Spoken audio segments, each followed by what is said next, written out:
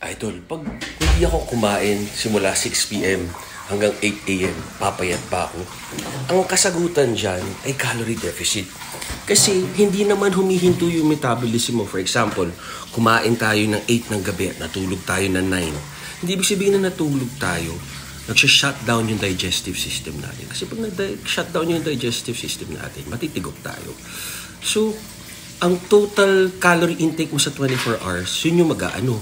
Kung maintenance yung kinain mo, di magme-maintain ka lang. Kung nag-workout ka, di mas magkakamuscle ka. Magkakaroon ka ng muscles, diba? Na-stimulate mo. Kung naka-surplus ka, magigain ka ng weight. Kung di ka nag-workout, definitely taba yun. Diba? And then, pag calorie deficit, papayat ka. Ngayon, kung nag-workout ka, mas lilitaw yung muscles mo kasi mababa yung body fat.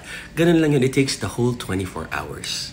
So, para magpapayat. Okay? Ang mahalaga, calorie deficit. Tama kayo, mali ako. I'm not your doctor. Do what works for you. Happy, healthy guys.